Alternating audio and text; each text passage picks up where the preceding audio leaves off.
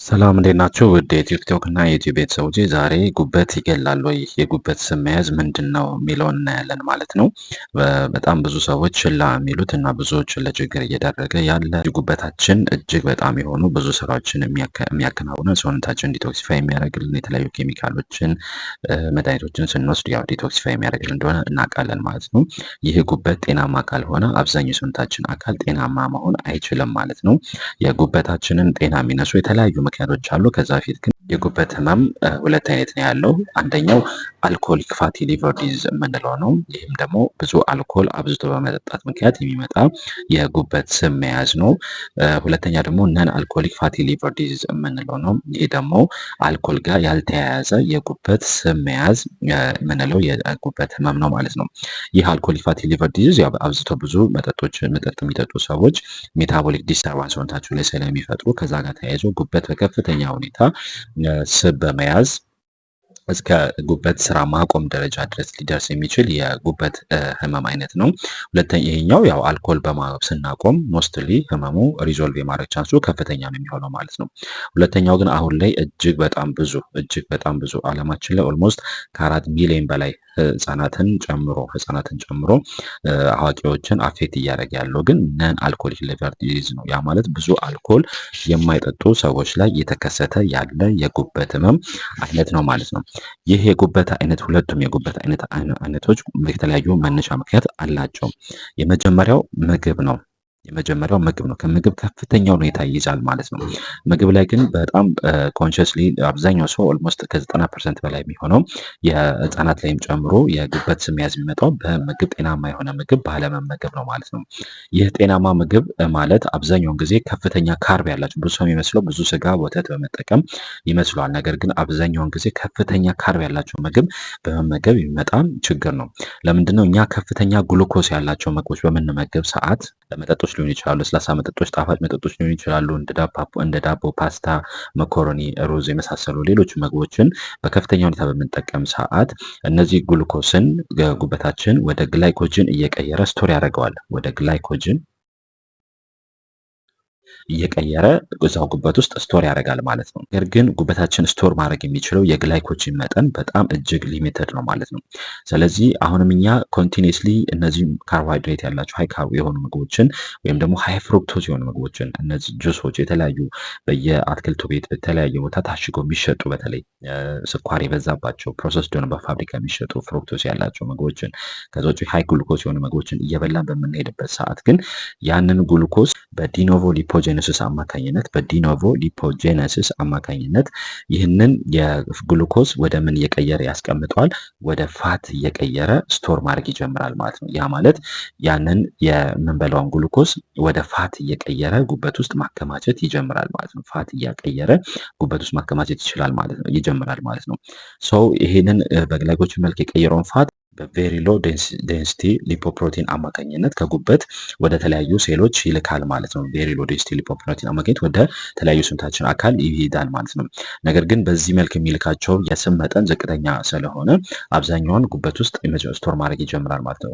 ብዙ ጊዜ አይታችሁ ከሆነ ሰዎች መወፈር ሲጀምሩ መጀመሪያ የሚወፍሩት ሆዳቸው አካባቢ ነው ማለት ነው። ያ ማለት መጀመሪያ ጉበት አካባቢ ስብ ይዛል ማለት ነው። እኛ አሁንም ያንን ግሉኮስ ፍሩክቶስ ያላቸው ምግቦችን በከፍተኛ ሁኔታ እየበላን በሄድን ቁጥር ጉበታችንም የሚያመርተው የፋት መጠን እየጨመረ ይሄዳል። ቅድም እንዳልኳችሁ በቬሪ ሎ ዴንሲቲ ሊፖፕሮቲን አማካኝነት ወደ ሰውነታችን ወደ ሌሎች እየላከ ጉበቱም እየወፈረ ሌሎቹ አካሎቻችንም እየጨመሩ ይሄዳሉ። ነገር ግን እንዳልኳችሁ ከፍተኛ ጫና ያለው ጉበት ላይ ስለሆነ ከሌሎች አካላት በበለጠ ጉበቱ ከመጠን በላይ እየወፈረ ይመጣል ማለት ነው። ስለዚህ ብዙዎቻችሁ አልትራሳውንድ በምታዩበት ሰዓት ማይልድ የሆነ ትንሽ ጉበታችሁ ስብ ተይዟል ትባላላችሁ።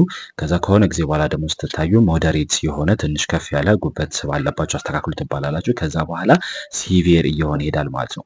ነገር ግን ብዙዎቻችሁ ላይ ማየው ማይልድ ላይ እያለ ማስተካከል ትችላላችሁ። አመጋገባችሁ ማስተካከል ትችሉ ነበር። ነገር ግን ብዙዎቻችሁ ችላ ስለምትሉት ብዙ ጊዜ ወደ ሞዴሬት ይሄዳል። ሞዴሬት ላይም እያለ በጣም ብዙ ሰው አይ ትንሽ ውፍረት አለኝ በማለት ችላ ስለሚለው ወደ ሲቪር ይሄዳል። ሲቪር ላይ ከደረሰ በኋላ አብዛኛው ሰው ላይ በምግብ ለመመለስ ይቻላል። ነገር ግን ኢቨን እንዴት መመለስ እንዳለበት ስለማያውቅ ብዙ ሰው መድኃኒት ይታዘለታል። መድኃኒቶቹ አንዳንዴ ሙሉ ለሙሉ ያንን ግብ ያንን የጉበት ስብ ላይ ያቀጡት ይችላሉ። በዛ ምክንያት የጉበት ስቡ የተባባሰ ሂዶ ወደ ሊቨር ሲሮሲስ ወይም ደግሞ ሙሉ ለሙሉ ጉበቱ ስራ ወደ ማቆም ሊወስዳቸው ይችላል። በዚህ ምክንያት ከፍተኛ የጉበት ህመም ውስጥ ይገባሉ። ስለዚህ በዋነኝነት ቅድም እንዳልነው የመጀመሪያው ምክንያት ምግባችሁ ነው። ዋነኛው 90% በላይ የሚሆነው ኮዝ ምግባችሁ ነው። ስለዚህ ምግባችሁን በተለይ ከፍተኛ ካርብ ያላቸው ምግቦች መቀነስ፣ ፕሮሰስድ የሆኑ እነዚህ ሳቹሬትድ የሆኑ ፋቶች በተለይ ከበርገር ከተለያዩ ጋር ተያይዞ ተቀምመው የሚሰሩ እነዚህ ሃይ ሳቹሬትድ የሆኑ ፋቶችን ቂቤ ሊሆን ይችላል፣ ሌሎችን ነገሮች መቀነስ ያስፈልጋል። በተለይ ይህ ችግር ያለባቸው ሰዎች ማለት ነው። በዋነኝነት ግን ፍሩክቶስ፣ እነዚህ ጣፋጭነት ያላቸው በጣም ከፍተኛ ጣፋጭ ያላቸውን ፍሩቶችን፣ ስኳር ነክ ነገሮችን እንዲሁም ደግሞ እነዚህ ፕሮሰስድ የሆኑ ፋቶችን መቀነስ ይኖርባቸዋል ማለት ነው። ሌላኛው ያው ክብደት መያዝ ነው። ክብደት መያዝ በተለያየ ምክንያት ምናልባት ሜታቦሊክ ችግር ለምሳሌ ሃይፖታይሮይዲዝም ኖሮባችሁ ክብደት ከጨመራችሁ፣ እንዲሁም ሌሎች ሜታቦሊክ ኢሹ ኖሮባችሁ ክብደት ከጨመራችሁ አንዱ የዛ ምክንያት ሊሆን ይችላል። ሌላኞቹ ሜታቦሊክ ኢሹዎች ካሉባችሁ ናቸው። እነዚህ ሜታቦሊክ ኢሹ አንደኛ ታይፕ 2 ስኳር ካለባችሁ፣ ሃይ ብለድ ፕሬሸር ካለባችሁ፣ እንዲሁም ደግሞ ሃይ ኮሌስትሮል ካላችሁ እነዚህ እንደ አንድ ኮዚታ እንትን ይላሉ። ግን ሁለቱ ቫይስ ቨርሳ ናቸው። ብዙ ጊዜ የፋቲ ሊቨር በራሱ እነዚህን ችግሮች ሊያመጡ ይችላሉ። ሜታቦሊክ ኢሹ ሊያመጣባችሁ ይችላል። ሜታቦሊክ ኢሹ በራሱ ደግሞ ፋቲ ሊቨር ሊያመጣባችሁ ይችላል። ስለዚህ ሁለቱ ተመጋጋቢ ነው የሚሆኑት ማለት ነው። ሌላኛው ዋነኛው ምክንያት አልኮል ነው። አልኮል መጠጦችን አብዝቶ መጠጣት እነዚህ በረጅም ጊዜ አልኮሊክ ፋቲ ሊቨር ዲዚዝ ሊያመጣባችሁ ስለሚችል ዋነኛው መፍትሄ አልኮልን ማቆም ነው ማለት ነው። ግን አልኮል ኦልሬዲ ፋት ከያዘ በኋላ ጉበታችሁ ግን አልኮል በማቆማችሁ ብቻ ፋቱ ላይ ጠፋ ስለሚችል ዳይትሪ ወይም ደግሞ በምግብ ያንን የተከማቸውን ፋት ማስወገድ ያስፈልጋል ማለት ነው። በዚህ አጋጣሚ በጉበት ስብ መያዝ የተቸገራችሁ ያላችሁ ሰዎች ሙሉ ለሙሉ ምግባችሁን በማስተካከል ብቻ ከዚህ ህመም እስከ ሲቪር ደረጃ ያለውን የጉበት ስብ መያዝ ሙሉ ለሙሉ መታከም ትችላላችሁ። የ3 ወር ፎሎ አፕ ፕሮግራም አዘጋጅተናል።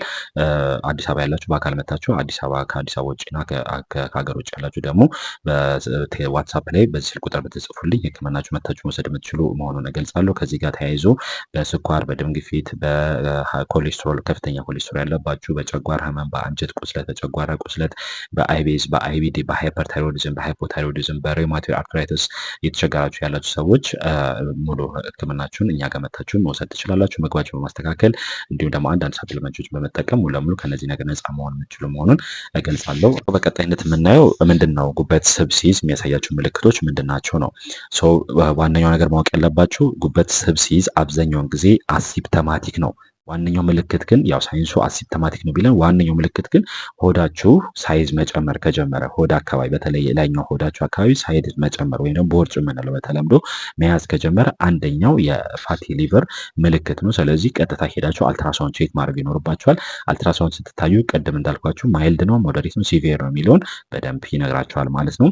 ነገር ግን ምልክት ማሳየት ከጀመረ ብዙ ጊዜ እንዳልኳችሁ አብዛኛው ሰው ላይ ምልክት አልባ ነው። እስከ መጨረሻው ጉበቱ ሙሉ ለሙሉ ዲስትራክት እስኪሆን ድረስ ምልክት ሊያሳይ ይችላል። ነገር ግን ምልክት ማሳየት ከጀመረ ብዙ ጊዜ የሚያሳየው አንደኛ ድካም ያመጣል ማለት ነው።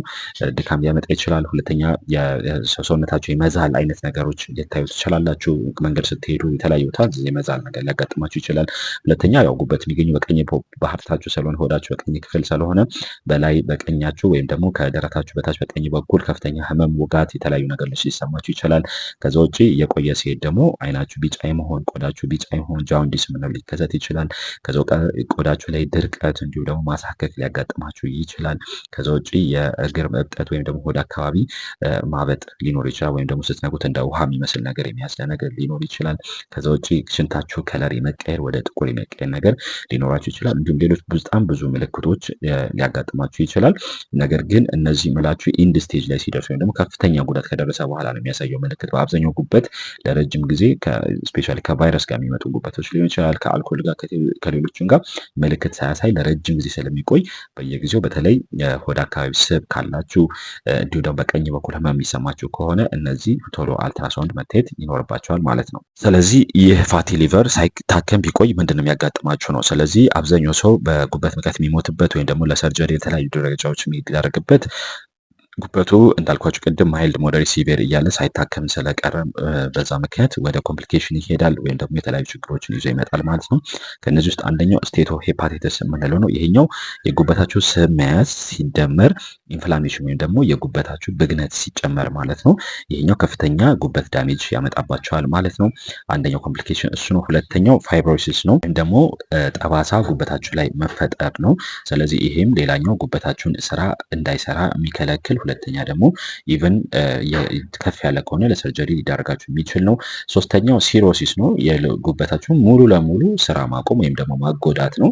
ይሄ ያው ሰርጀሪ መሰራት ይኖርባቸዋል። ሁለተኛ ሊቨር ትራንስፕላንቴሽን ነው። ያው ጉበታችሁ በሌላ ጉበት መተካት ይኖርበታል ማለት ነው። ከዛ ውጭ ለሊቨር ካንሰር ወይም ለካንሰር ሊያጋልጣችሁ ይችላል ማለት ነው። ስለዚህ ቅድም ያልኳችሁ በትንሽ የጀመረችው ፕሮሰስ ማታክሟት ማታስተካክሏት ከሆነ ወደዚህ ችግር ይመጣል ማለት ነው። ስለዚህ መፍትሄውስ ምንድን ነው? ስለዚህ መፍትሄያችሁ በዋነኝነት ቅድም እንዳልነው ኮዞቹ ምንድናቸው? ዳይት አለ፣ ክብደት መጨመር አለ፣ ሜታቦሊክ ኢሹ አለ፣ አልኮል አለ። ስለዚህ እነዚህ መልሶ ማስተካከል፣ ለምሳሌ ምግባችሁ ጤናማ ከሆነ ካልሆነ ምግባችሁን ማስተካከል እጅግ አስፈላጊ ነው የሚሆነው ማለት ነው። ሁለተኛ ከፍተኛ ክብደት ካላችሁ ክብደታችሁን መቀነስ አስፈላጊ ነው የሚሆነው ማለት ነው። ከዛ ውጭ ሜታቦሊክ ኢሹ ካላችሁ እንደ ስኳር፣ ደም ግፊት፣ ኮሌስትሮል ካላችሁ በቶሎ መታከም አለባችሁ ማለት ነው።